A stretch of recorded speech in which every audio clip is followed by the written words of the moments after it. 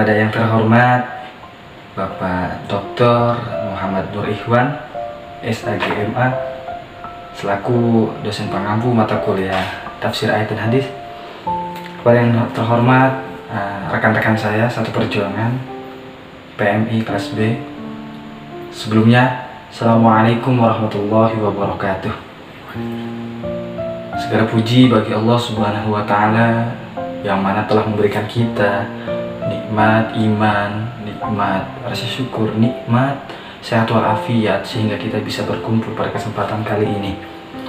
Kemudian salawat serta salam marilah kita curahkan kepada sang revolusioner sejati, kekasih Allah Subhanahu wa Ta'ala, panutan kita semuanya, yakni baginda Nabi besar kita Muhammad Shallallahu Alaihi Wasallam, yang mana telah memaparkan sejadah kebenaran dari masa jahiliyah sehingga masa kebenaran saat ini.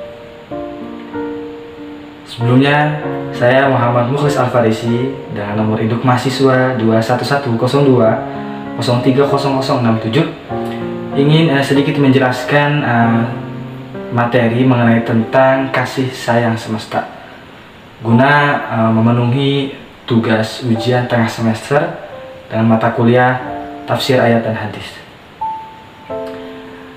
Teman-teman semuanya, perlu kita pungkiri bahwasanya ajaran atau misi utama agama Islam adalah menebarkan kasih sayang ke sesama makhluk atau ke sesama semesta alam. Dan juga itu pun adalah pokok utama ajaran Islam, di mana setiap individu berlatih untuk memiliki rasa kasih sayang kepada sesama makhluk. Maka dari itu, rasa kasih sayang itu adalah anugerah dari Allah Subhanahu wa Ta'ala. Allah Subhanahu wa Ta'ala adalah sang pemilik kasih sayang tersebut, dan mengimplementasikan rasa kasih sayang itu kepada sesama makhluk, dan kemudian akan menjadi ibadah untuk kita semuanya. Ada beberapa pengertian mengenai kasih sayang. Yang pertama, pengertian menurut Kamus Besar Bahasa Indonesia. Pengertian kasih sayang di sini ada dua pengertian. Yang pertama adalah belas kasih, yang kedua adalah kasih cinta, seperti itu. Dan ada juga pengertian menurut psikologi. Ilmu psikologi menjelaskan bahwasanya kasih sayang itu bisa kita sebut dengan afeksi, di mana afeksi ini timbul karena faktor eksternal, bukan karena faktor kelahiran, seperti itu. Dan faktor eksternal tersebut bisa terrealisasikan karena pengalaman kita berinteraksi dengan manusia, sosial, dan berbicara dengan manusia, itulah timbul rasa kasih sayang kita, atau disebut dengan afeksi. Dan juga ada beberapa pakar mengatakan, yaitu Munardi. Beliau menjelaskan bahwasanya makna kasih sayang itu adalah makna yang berkelanjutan, di mana berkelanjutan dalam arti sinala berkelanjutan dalam norma-norma agama Islam, seperti itu. Dan juga kasih sayang itu bisa kita sebut yaitu adalah rahmah, ya, seperti itu. Nah, rahmah ini kita ketahui bahwasanya terdapat pada awal mushaf Al-Quran, tentunya pada lafaz Bismillahirrahmanirrahim.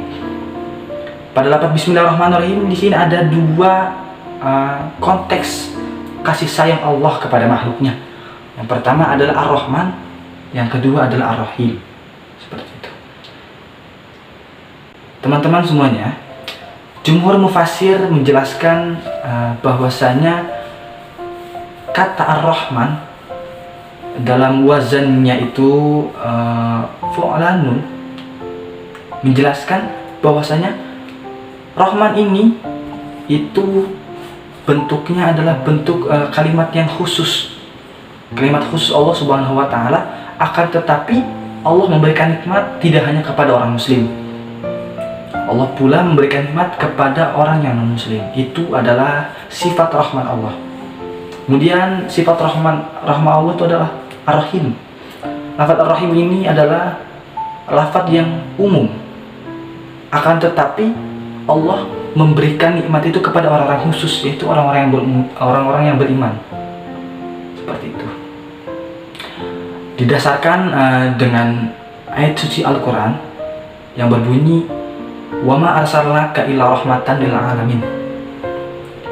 Ada beberapa ulama tafsir menjelaskan ayat tersebut, yaitu salah satunya ada Syekh Nawawi Al-Bantani dalam kitabnya Malah Labid. Beliau menjelaskan bahwasanya kata rahmatan lil alamin sini adalah universal. Universal sini tidak hanya kepada makhluk, tidak hanya kepada manusia, tapi kepada makhluk yang lain. Seperti itu. Lalu timbul pertanyaan, lah, mengapa tidak kalimat itu tidak tidak rahmatan lil mukminin saja, atau rahmatan lil muslimin? Nah, ada beberapa ulama tafsir juga, salah satunya itu Syekh Ali As-Sobuni dalam suatu tafsir menjelaskan bahwasanya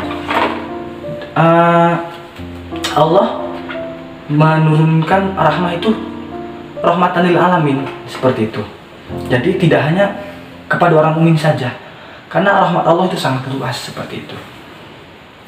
Dan rahmah di sini bisa kita artikan yaitu rahmah, kasih sayang, ataupun pemeliharaan, seperti itu. Teman-teman semuanya, ada misi Rasulullah SAW dalam menebarkan kasih sayang. Dalam konteks ayat di atas tadi, bahwasanya Rasulullah SAW diutus untuk memberi kasih sayang kepada alam semesta. Ada beberapa misi utama Rasulullah SAW dalam mengemban misinya, yaitu dalam aspek zuriyahnya. Yang pertama ada pemeliharaan harta, bisa kita sebut dengan hifdzul mal, dan juga ada pemeliharaan agama yang bisa kita sebut dengan hifdzuddin, dan juga ada pemeliharaan keturunan, bisa kita sebut dengan hifdzul ard, dan juga ada pemeliharaan akal yang bisa kita sebut dengan hifdzul aql. Dari beberapa misi-misi utama Rasulullah SAW dalam menebarkan kasih sayang, itu tujuan utamanya adalah menumbuhkan kepada diri kita, setiap individu, agar memiliki rasa kasih sayang kepada semesta alam. Ada hadis Rasulullah SAW riwayat dari Imam Tirmizi, yaitu lafadznya, irhamu man fil ardi yarhamkum man fis samai. Bahwasanya penjelasan dari hadis di atas tadi, bahwasanya kita harus menyayangi apa-apa yang ada di dunia, apa-apa yang ada di makhluk ini.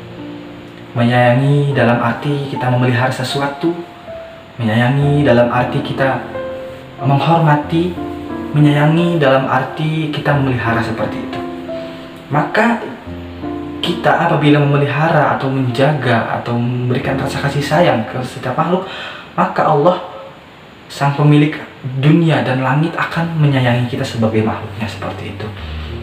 Lantas timbul pertanyaan, apa refleksi dari rasa kasih sayang itu dalam pengembangan masyarakat Islam? Refleksinya yaitu adalah dengan adanya rasa kasih sayang itu, kita sebagai fasilitator dalam mengembangkan suatu lembaga ataupun masyarakat tertentu, kita haruslah menimbulkan rasa kasih sayang kepada mereka.